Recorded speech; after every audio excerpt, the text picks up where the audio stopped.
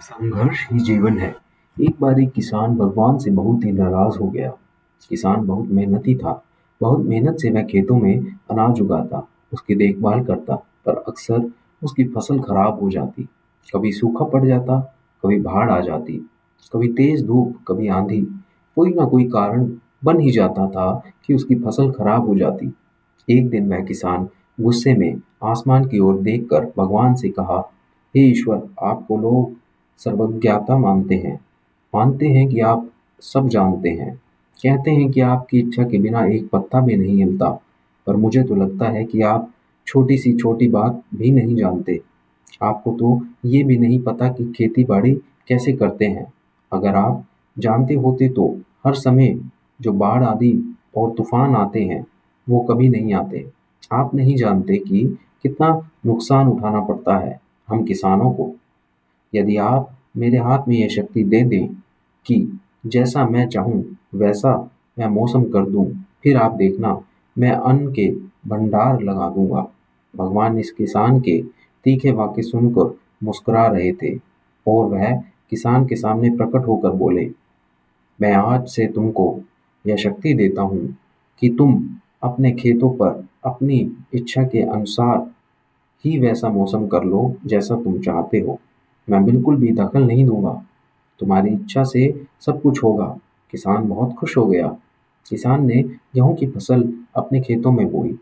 जब उसे लगा कि खेतों को धूप चाहिए तो वह खेतों को धूप मिले। जब वह चाहता कि खेतों को पानी मिले तो बरसात होने लगती। आंधी तूफान बाढ़ कुछ भी उसने अपने खेतों में आने नहीं दिया। किसान के खेत में इस वर्ष ऐसी फसल हुई जैसी कभी नहीं हुई थी। हरी भरी लहराती फसल मन में वह बहुत खुश हो गया और सोचने लगा, अब सबूत के साथ दिखाऊंगा भगवान को कि इसे कहते हैं शक्ति का सही उपयोग। मेरी सफलता देखकर उन्हें अपने नियम जरूर बदलने पड़ेंगे। कुछ दिन गुजरे, फसल कटने को तैयार हो गई। किसान बहुत उत्सुकता से फसल को काटने लगा, पर जैसे ही उसकी नज़र गेहूं की बालियों पर गई तो उसने अपना सिर पीट लिया और वह रोने चिल्लाने लगा। गेहूं की एक भी बाली के अंदर गेहूं का दाना नहीं था। सारी बालियां अंदर से खाली थी। किसान बहुत दुखी हो गया।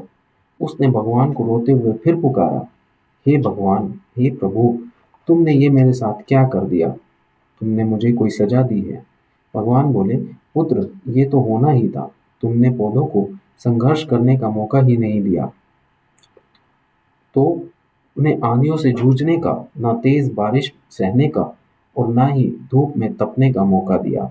एक भी चुनौती का सामना तुमने उन्हें नहीं करने दिया, इसलिए सारे पौधे अंदर से खोखले रह गए हैं। जब आंधी तूफान, तेज बारिश और धूप पड़ती है, तभी ये पौधे अपने अस्तित्व को बचाने के लिए संघर्ष करते हैं और इसी संघर्ष से एक बल पैदा होता है जिसमें शक्ति होती है और ऊर्जा होती है। और यही ऊर्जा पूर्ति तेरे गेहूं के दानों की तरह जो नहीं फूटी, तूने उन्हें कठिन परिस्थितियों से गुजरने नहीं दिया जहां उसके अस्तित्व का जन्म होता। सारी बालियां इसलिए खाली हैं, इसमें एक भी गेहूं का दाना इसलिए नहीं है क्योंकि तुमने अपने पौधों को संघर्ष करवाया ही नहीं।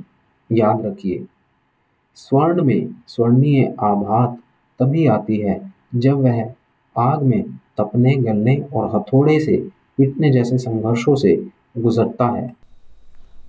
कोयले का टुकड़ा हीरा तभी बनता है जब वह उच्च दाब और उच्च ताप की मुश्किल परिस्थितियों से गुजरता है।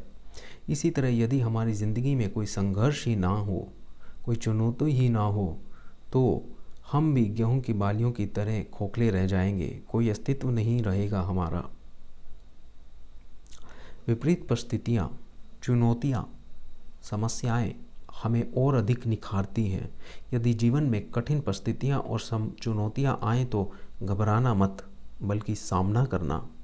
विश्वास करना कि आप और अधिक निखर जाओगे और अधिक मजबूत बन जाओगे। किसी ने कितना सही कहा है, ज़िंदगी जीना आसान नहीं होता। बिना संघर्ष कोई महान नहीं होता। जब तक ना पड़े हथौड़े की चोट, तब तक पत्थर भी भगवान नहीं होता। जो मुस्कुरा रहा है उसे दर्द ने पाला होगा, जो चल रहा है उसके पाँव में छाला होगा।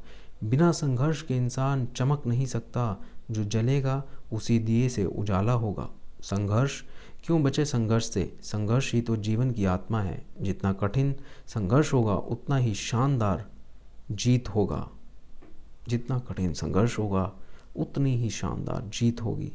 ऐसे ही प्रेरणादायक कहानियों के लिए हमारे इस चैनल को सब्सक्राइब करें, नोटिफिकेशन को दबाएं। आपका दिन शुभ हो।